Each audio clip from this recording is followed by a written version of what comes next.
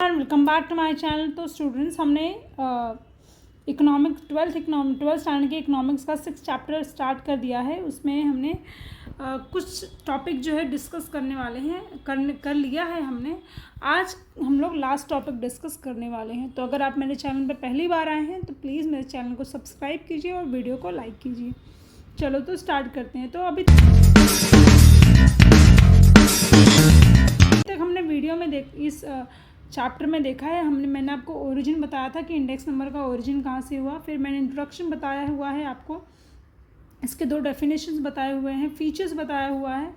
Then after आपको कुछ terms बताए हैं मैंने, पहला बेस ईयर, दूसरा करंट ईयर। नोटेशन में आपको चीज़ें बताई हैं अलग अलग। फिर मैंने आपको 4 टाइप ऑफ इंडेक्स नंबर बताया है। पहला है price index number, quantity index number, value index number और स्पेशल पर्पस इंडेक्स नंबर। उसके बाद मैंने आपको सिग्निफिकेंस बताया कि इसके क्या क्या इंपॉर्टेंस है। ठीक है, पहला framing suitable policy, studies trends and tendencies, forecasting, measurement of inflation, useful to present financial data in real terms. फिर हमने कंस्ट्रक्शन देखे, उसमें कौन कौन से पर्पस है वो चीज़ें देखी, या कंस्ट्रक्शन में कितने स्टेप्स है उसको देखा। देन आफ्टर हमने स्टूडेंट्स मेथड ऑफ कंस्ट्रक्टिंग देखा, जिसमें सबसे पहला सिंपल इंडेक्स नंबर था, जिसमें 3 टाइप थे, price index number, quantity index number और value index number. Weightage index number में हमने देखा है लेस्प्रे है, पैस्चे है। ठीक है, इसको हमने डीप में डिस्कस किया है। तो आज का हमारा टॉपिक होने वाला है लिमिटेशन ऑफ इंडेक्स नंबर। तो इसके कौन कौन से लिमिटेशंस है, चलो वीडियो को स्टार्ट करते हैं।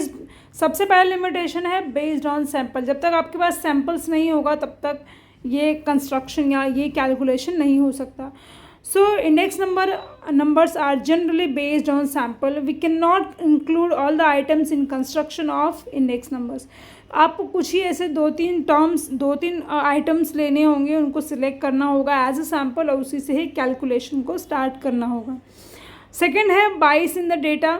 सो index number are constructed on the basis of various types of data like too many which may be incomplete, so there may be bias in the data collection।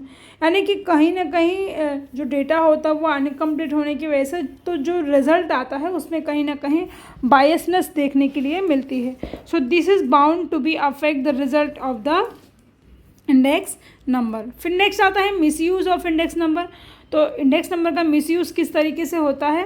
Index number can be misuse, they compare a situation in the current year with a situation in the base year. So hence a person choose base year which will be suitable for all the purpose. For example, businessman may choose a year in which his profit is high as the base year show his profit is falling in the current year. तो यहाँ पर इसका misuse हो सकता है, data में misuse यहाँ पर देखा जाता है। डिफीट इन फार्मूला में भी किस तरीके से छेड़छाड़ की जा सकती है, जैसे कि there is no perfect formula for the construction of index number, so it is only an average and so it has all the limitation of an average. Next आता है चेंज इन द इकोनॉमी। अब यहाँ पे economy में किस तरीके से changes देखने मिलता है। The habit, taste and expectation of the people in the country are always changing.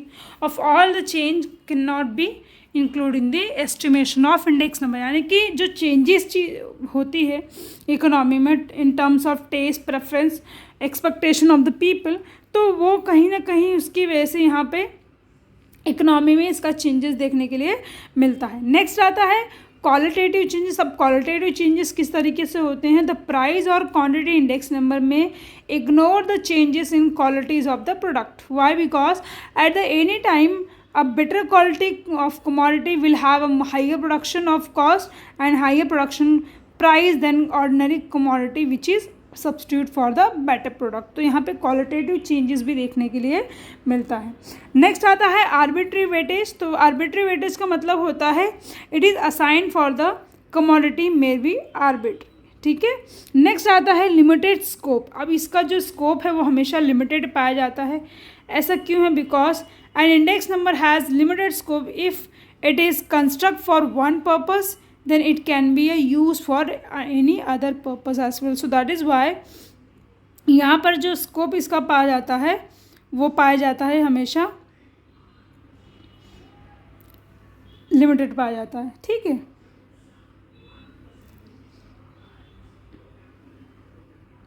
तो यहाँ पे आर्बिट्री वेटेज का मतलब यहाँ पर ये बताया गया है कि यहाँ पे किसी भी तरीके का सिंपल सा मतलब ये होता है कि जो चीज़ें डेटा कलेक्ट आती हैं उसके चांसेस बहुत ज़्यादा होते हैं कि मे बी उसमें डिसीजन बायसनेस का आता है या जो डिसीजन मेकिंग होता है वो प्रॉपर तरीके से नहीं होता है। तो यहाँ पर हमने देखा लिमिटेशन ऑफ इंडेक्स नंबर, ठीक है। तो यहाँ पर हमने आज का चैप्टर जो 6 चैप्टर वो फिनिश कर दिया है। मिलते हैं अगले वीडियो में नेशनल इनकम चैप्टर के साथ। तब तक मेरे चैनल पे बने रहिए और चैनल को ढेर सारा प्यार दीजिए और जितना हो सके उतना शेयर कीजिए। तो आज का टॉपिक हमारा था लिमिटेशन ऑफ इंडेक्स नंबर, जिसमें टोटल के 8 पॉइंट्स है। पहला पॉइंट बेस्ड ऑन सैम्पल, कुछ सैम्पल्स होने चाहिए, उसके बेसिस पे ही इंडेक्स नंबर को प्रैक्टिकल में यूज़ किया जा सकता है। बायसनेस इन डेटा भी आता है, लिमिटेशन है तो या अगर कोई चीज़ बनी है तो उससे कुछ ना कुछ कॉन्सिक्वेंसेस होंगे या कुछ ना कुछ बैड चीज़ें होंगी जो यहाँ पे देखने के लिए मिल रहा है। मिसयूज़ ऑफ इंडेक्स नंबर, यानी कि इंडेक्स नंबर का मिसयूज़ भी किया जाता है डेटा में छेड़छाड़ करने के लिए। डिफीट इन फार्मूला, कोई एक परफेक्ट फार्मूला ना होने की वजह से डिफीट इन फार्मूला भी देखने मिलता है। चेंजेस इन इकोनॉमी को किस तरीके से चेंज करता है, जहाँ पर टेस्ट हैबिट और एक्सपेक्टेशन ऑफ पीपल चेंज होने की वजह से यहाँ पे इकोनॉमी में चेंजेस देखने मिलता है। क्वालिटेटिव चेंजेस किस तरीके से देखने मिलता है, अगर हायर कमोडिटी ऑफ क्वालिटी बनेगी तो वहाँ पे प्रोडक्शन कॉस्ट बढ़ेगा, यानी कि क्वालिटेटिव चेंज भी देखने मिलेगा। आर्बिट्री वेटेज यहाँ पे होता है और लास्ट आएगा लिमिटेड स्कोप। तो चलिए मिलते हैं अगले वीडियो में। Thank you so much everyone. कोई भी चीज़ डाउट हो तो आप मुझे कमेंट बॉक्स में पूछ सकते हैं, मैं ट्राई करूँगी कि आप सबका रिप्लाई दूँ। Thank you so much.